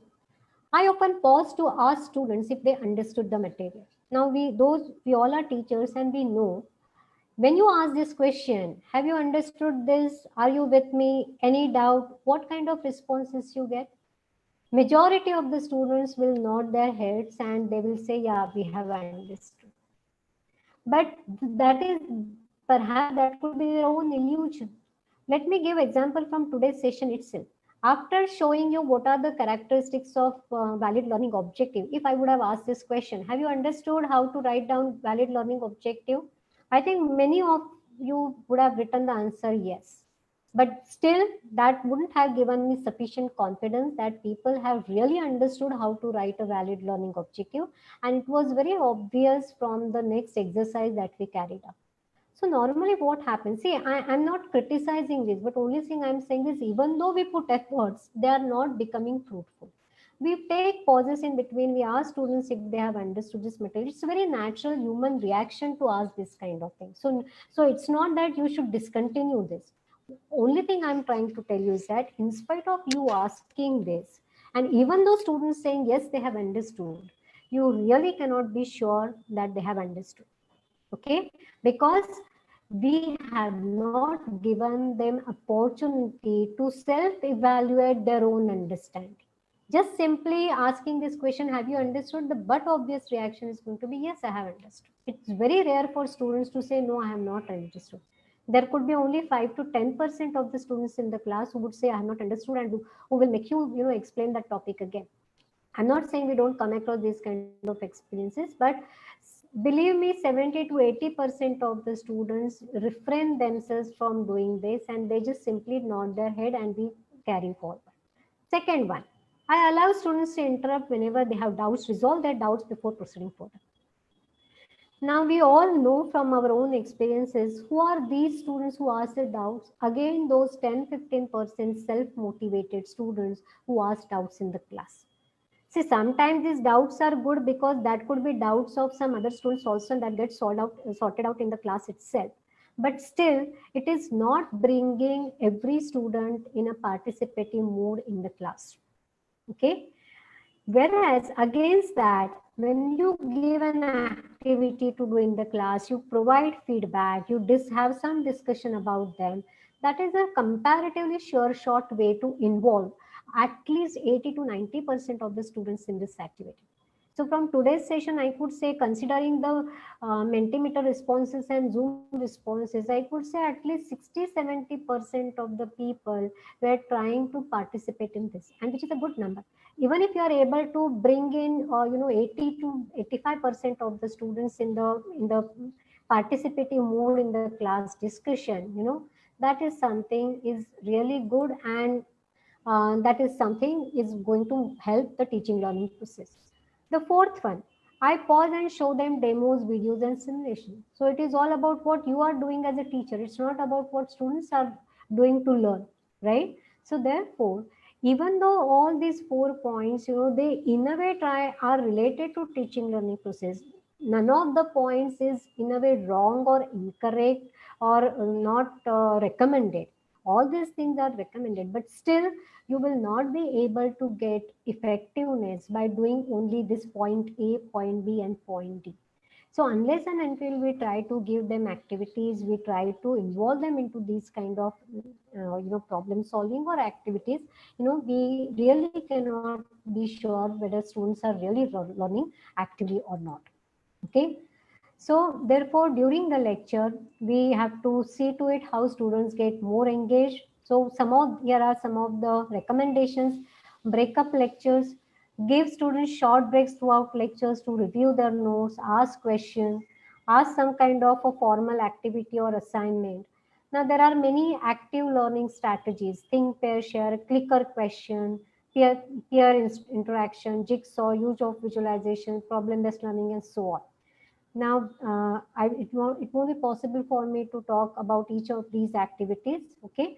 But the point is that one has to understand what are the characteristics of active learning activities, and we should try to do them in the classroom, right? And why we should do this? Remember these 2 points that we have seen, that chunking helps in learning, and learning by doing is a straightforward way of making your students expert in the topic that they are studying. Okay. The last point is allow students, as far as this lecture is concerned, allow students to mentally process the lecture. So don't teach till the last minute of the class. Instead of that, maybe 2-3 minutes before, take a break. Try to summarize what you have studied, you have discussed in the class. Try to give overview that from the entire topic what you are learning. This was the small topic that we did today. Maybe set expectations for the next topic. Coming soon, that kind of scenario. You could say, oh, with this now in the next class we are going to do this and this. Again, it's not that we don't do this, we do this, but let us try to be more mindful about all these activities. Now here comes the question, why to do all these things? See, however diversified background of institutes, departments, program, courses, students may have, this is a very common challenge, not just locally, not just regionally, not just nationally, but internationally. How to keep our students engaged with the content of our classroom, how to improve engagement, and why we should be worried about engagement. So it is but obvious, the more engaged the students will be in the topic which is getting presented, they will be more attentive, and that is going to improve their learning outcome. And ultimately, as a teacher, that is what we want, right? So therefore, this is what you mean by active learning. So what happens in active learning? There are instructional strategies where students go beyond listening, copying notes, or execution of prescribed procedure. There are instructor design activity where students talk, write, reflect, and express their thinking, right? And why we should be doing this? Because there is a lot of educational research that has happened and that has proved efficacy of these active learning strategies, that engaging students more and more into the content is a way of making students learn better, improving their learning outcome. Okay. So here is a very simple check for you all when you have to move from teacher center to student center strategy. So it's not about what teachers do, but it is all about what students do to learn in the class. So are you planning your lectures still with, I will do this, I will show this, I will tell this, right? If this is the way you are planning your instructional activities, I would say this is still a teacher-centered way of teaching, right? Instead of that, what has to happen? We have to think always on these lines. What is that I should do to make my students learn? So I will make students do this, or students will do this. So think from students' point of view. What is that students will be doing in your classes? Okay. So that's the way to move from teacher-centered to student-centered strategies. Okay. So here is the slide which is just trying to list some of the strategies. And later on, I will share some resources where you could get more idea about these strategies. So you could see this is a very powerful strategy known as peer instructions, where you allow students to discuss among in the classrooms, right, and to create the more interactive learning environment. I'm aware that right now these face-to-face classes are not possible due to the pandemic situation, but even in online also one can be creative, at least to try to give more interactive feel to the students. The way today we are, trying our level base to be more interactive in this 2 hours session. Okay, so here is this slide, which basically is trying to summarize. It's a takeaway that what is that you should do before you start your lecture or in the first few minutes of your lecture. What is that you should be doing actually during your lecture, and how you should close or conclude your session based on this. Okay, so here are some recommendations for you. Ask questions, include reflections plots. Remember those blue color slides what we had? Okay, give students an opportunity to express their ideas. Intersperse your lecture with learning by doing activities. That's a straightforward way to transform your passive listeners to active learners. Okay, leverage upon peer learning and channelize the discussion constructively. Let students also discuss the topic or the points among themselves. Okay. So here from the Educational Technology Department Interdisciplinary Program of IIT Bombay has this LCM, Learner-Centric MOOC model. So if at all anybody is interested in creating on MOOCs, that is, kind of online lectures or online courses if you have to offer, this is what is the model that has been created to help you in creating your online lectures. So here basically it's a summary of what we discussed today, that is learning by doing. So in the content in between have this reflection spot, right? Learning by doing, give activities, give customized feedback, give many resources to your students, right? And create opportunities for students to discuss the topic among themselves. So those who are interested can visit to this URL. I'm sharing these resources at the end of the session today. And you can understand more about this learner-centric MOOC model and how to make your online classes also more learner-centric and more interactive. Okay, so here I would like to present my concluding remarks. So, very recently we all know that there has been this new reform which is going to take place in the form of national education policy. And if you have gone through the document of it, you will come across this word pedagogy very often. So perhaps it was a very right selection of the topic for this STTP. So everywhere we talk about engaging pedagogy and how this curriculum pedagogy are the cornerstones for quality learning, high quality pedagogy. Pedagogical practices determine the learning experiences that are provided to students and thus directly influencing the learning outcome.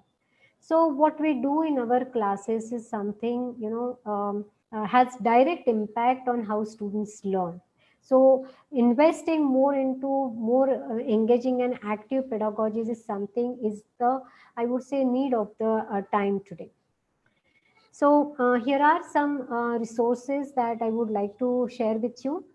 So when this pandemic situation started and we had to discontinue our regular classes, the Educational Technology Interdisciplinary Program and the alums of the department had come up with a web page or website that is going to online during COVID-19, moving from classroom teaching to online teaching. So this web page gives in detail help you with all kinds of technology tools. Those can be used for conducting your online classes. So those who are interested can visit this. Here is the URL of our center, that is Parimal and Pramod Chaudhary Center for Learning and Teaching. So a lot of resources, teaching resources have been shared on this web page. So those who are interested can visit this web page to have access to these websites. Our center has been conducting faculty development programs for under TechWeb for various engineering institutes from the country. And the previously conducted these programs have been video recorded and they have been made available in the form of a YouTube channel. So this is the URL for our YouTube channel of Parimal and Pramod Chaudhary Center for Learning and Teaching. So those who are interested can have a look at this. And here is this URL for a learner-centric MOOC model developed by interdisciplinary program of IIT Bombay. This will help you in designing your online classes learner-centric and more interactive. So I take this opportunity to, give credits and attribution to the people who directly and indirectly have been involved in this content. Those were used in today's talk. So the content what you saw today has, it has evolved over various courses and workshops that we have been conducting almost since last 1 decade. And the workshops conducted by the faculty as well as research scholars of Educational Technology IIT Bombay. And the faculty advisors, Professor Sahanamurthy and Sridhar Iyer, those have been instrumental in creating these kind of programs that we have been conducting so far. Now, before we conclude the session, I'm introducing you to another collaborative online tool, which is known as Padlet. Okay. So here is, I would like to take a feedback from you. So what have been the muddy points in this vision? So as you could see here, I want you to answer on 2 lines. What are the most valuable or helpful points that you have come across in today's session? And what are the muddiest or confusing points that you come across this session? So where will you give this feedback? You will visit this URL, uh, tinyurl.com, mp-minute-paper. It's a password protected page, right? So the password will be fdp@scpt 2020 September. So scpt 2020. So the interface will look something like this. This is what we call as Padlet. It's a collaborative learning digital space, right? So where you can simply go here, click on this plus sign, and a text box will get created and you can submit your answer. That is what has been helpful to you and what has been the confusing or muddiest point. And the reason we take feedback, because this kind of feedbacks helps us in further refining our next following sessions. Okay. So I take this opportunity to thank all the participants and the organizers of this workshop. It was a great pleasure to be here on this forum, and you all have been really very interactive. And I'm sure that these last 2 hours that we spent will be helpful to you in planning your lectures more meaningfully and more effectively, and that will bring more fulfillment to you as teacher. So that's all from my side. If there are certain questions, I can take up some of the questions. So over to the organizers.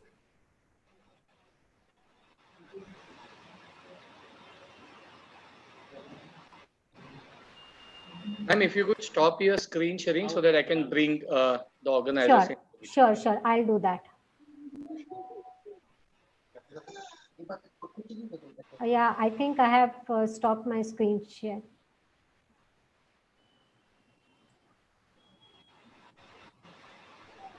Ma'am, the screen sharing is still on, it seems. Okay.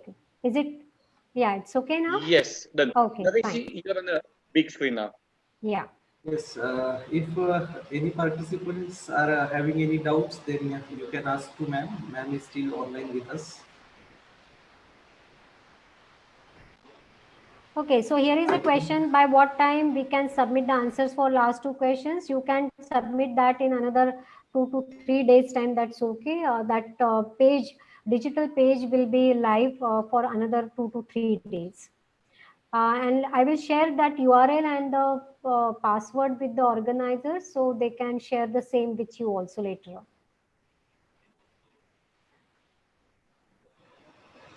on.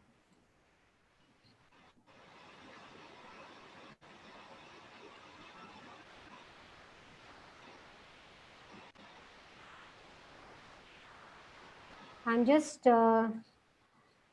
sharing this URL here.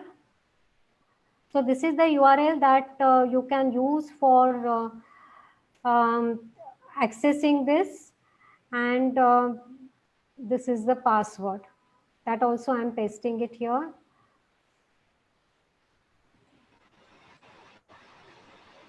This is the password that I have pasted. Okay, so you can do it. It's not necessary. You can do as time permits in another 2 to 3 days time. But before it, gets wiped away from your memory. Here is a question: what type of activities we can include in theoretical subjects?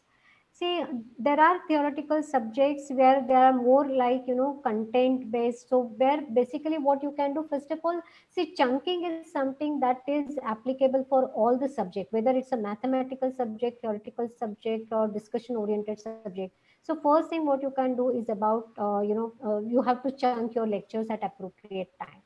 Now, depending on the theoretical, for example, if you are simply going to talk about a topic which is just explaining different architectures of microprocessors, okay? So instead of you explaining, what you can do is you can show some of the diagrams and then ask students to identify what are the differences they are able to see. Are they able to compare two different architectures with each other? So these kind of strategies you can use for making students learn better. Or suppose there are some concepts that you have explained, and then later on if you want them to do some kind of comparative analysis, so ask students to suppose a question which is asking students to compare one technique with other technique and so on.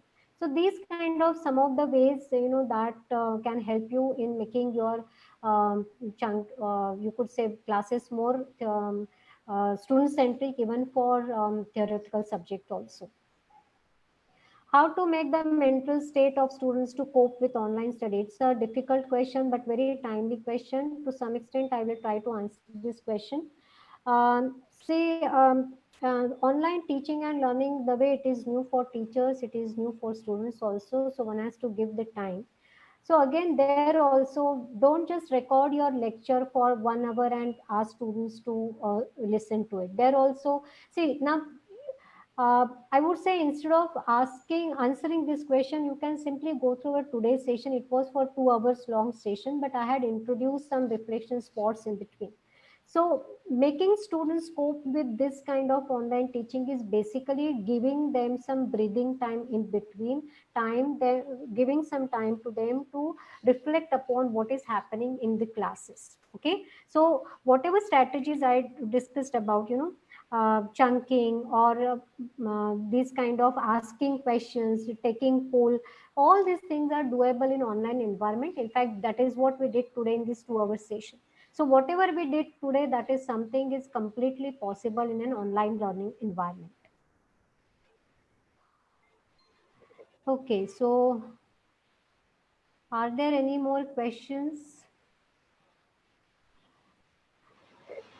See, here are some questions, what is the problem-based learning, how to do that? See, these are very deep questions. Problem-based learning is making students learn through a problem. So suppose you are trying to teach upon some kind of interrupts which are used in microprocessor. So asking students to give open-ended problem, let students come up with the solution, and in the process of coming up with the solution, students learn. That is what is at a very broad level, it is what is meant by problem-based learning. But again, all these are the topics on its own. Okay, there is some problem with password is incorrect. So if there is incorrect password, I'll check it once again later on, and then I will share with the organizers so that they will share with all the participants for this session. So any more questions?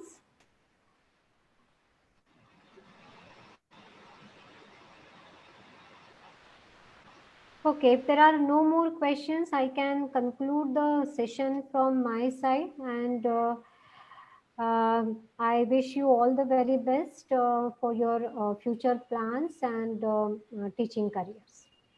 So over to organizers from my side. Thank you, ma'am. Good afternoon to one and all. I'm pretty much sure that you all enjoyed this session. On behalf of A.G. Patil Polytechnic Institute, Solapur, Maharashtra, I would like to thank Dr. Meenal Patwardhan ma'am for conducting such a wonderful and informative session on effective design for student-centered teaching. Definitely, your session will be useful for us to meet the future needs of student-centered teaching. Once again, thank you very much, ma'am, for sparing your valuable time with us. I am also grateful to the management of our institute, campus director and principal Dr. M.H. Obule sir, vice principal Sri J.M. Jekatia sir for their motivation, support and guidance behind organizing such online informative sessions in this COVID pandemic. I extend my gratitude towards all the participants for your active participation and making this session more interactive and successful as well. Once again, thank you very much to all. The feedback link will be shared through your registered mail ID and to our Telegram channel within an hour. So that's all for day one. Tomorrow on day two, we will meet again for next session with a new topic and new speaker. Meanwhile, be safe and follow the safety. Have a good day. Thank you.